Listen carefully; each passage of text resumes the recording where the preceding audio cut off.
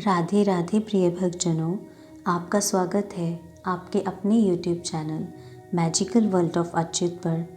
आज हम इस वीडियो में अथविजया एकादशी की कथा तथा उसके महात्म्य के बारे में सुनेंगे। धर्मराज बोले, हे जनार्दन, फागुन मास के कृष्ण पक्ष की एकादशी का क्या नाम है? इसकी क्या विधि है? कृपा करके बताइए। भगवान बोले, इस व्रत के प्रभाव से मनुष्यों को विजय मिलती है।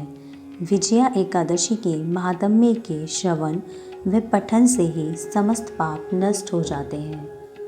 एक समय नारद जी ने ब्रह्मा जी से पूछा, हे ब्रह्मा जी, आप मुझे फाल्गुन मास के कृष्ण पक्ष की विजया नामक एकादशी का व्रत विधि विधान से बताइए। तब ब्रह्मा जी बोले, हे नारद, विजया एकादशी का व्रत अति प्राचीन तथा सब पापों को नष्ट करने वाला है। इस एकादशी की विधि मैंने आज तक किसी से नहीं कही।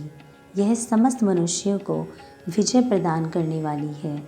त्रेता युग में भगवान श्री राम को जब 14 वर्ष का वनवास हो गया, तब वह श्री लक्ष्मण जी तथा माता जानकी सहित पंचवटी में निवास करने लगे। उस जगह महापापी रावण ने सीता जी का हरण किया।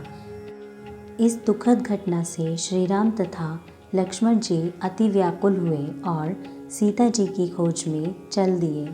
घूमते घूमते वह जटायु के पास जा पहुँचे तो वह अपनी समस्त कथा सुनाकर स्वर्ग को चला गया। कुछ आगे चलकर उनकी सुग्रीव से मित्रता हुई और बाली का वध किया।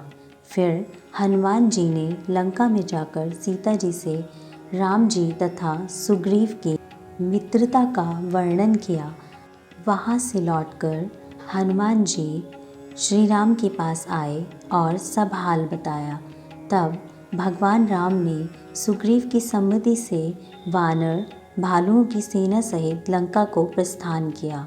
जब श्री राम समुद्र के किनारे पहुँचे, तब उन्होंने महान अगाध मगरमच्छ से युक्त समुद्र को देख लक्ष्मण जी से कहा, हे भाई, इस महान अगाध मगरमच्छ से युक्त समुद्र को हम किस प्रकार पार करेंगे?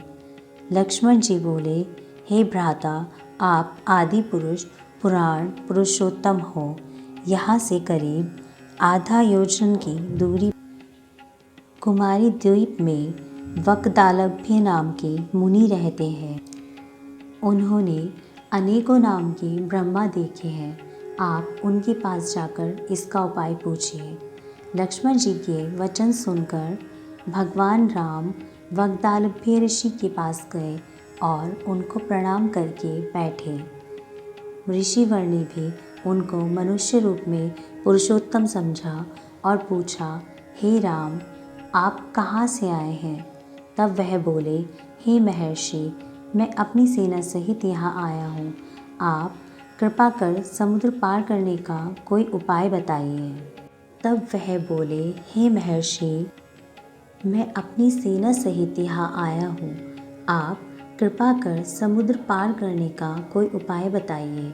इसी के लिए मैं आपके पास आया हूँ। तब ऋषि बोले, हे रामचंद्र जी, मैं आपको उत्तम व्रत बताता हूँ।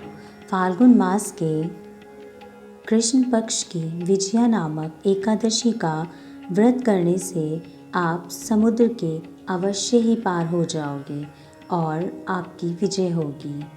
हे राम जी, इस व्रत की विधि यह है। दशमी के दिन स्वर्ण, चांदी, तांबा या मिट्टी किसी का भी कलश बना लें। उस कलश को जल से भरकर तथा उस पर पंच पल्लव रखकर वेदिका पर स्थापित करें। उस कलश के नीचे सतंजा और ऊपर जो रखें उस पर श्री नारायण भगवान की स्वर्ण प्रतिमा स्थापित करें। एकादशी के दिन स्नान आदि नित्य कर्म से निवृत्त होकर धूप, दीप, नैवेद्य, नारियल आदि से भगवान की पूजा करें। उस समस्त दिन को भक्तिपूर्वक कलश के सामने ही व्यतीत करें और रात्रि को भी उसी तरह बैठकर जागरण करना चाहिए। द्वादशी के दिन नदी या तालाब के किनारे स्नान आदि से निवृत्त होकर उस कलश को ब्राह्मण को दे देना चाहिए। हे राम, यदि तुम इस व्रत को अपने सेनापतियों सहित करोगे तो अवश्य ही विजय होगे। तब भगवान राम ने मुनि की आज्ञा अनुसार विधिपूर्वक विजया एकादशी का व्रत किया, जिसके प्रभाव से दैत्यों के ऊपर उन्होंने विजय पाई। अतः हे राजन, जो मनुष्य इस व्रत को विधि सहित करेगा उसकी दोनों लोकों में विजय होगी। ब्रह्मा जी ने नारद जी से कहा, हे पुत्र, जो इस व्रत का महात्म्य सुनता है उसे वाजपेय यज्ञ के फल की प्राप्ति होती है। राधे राधे।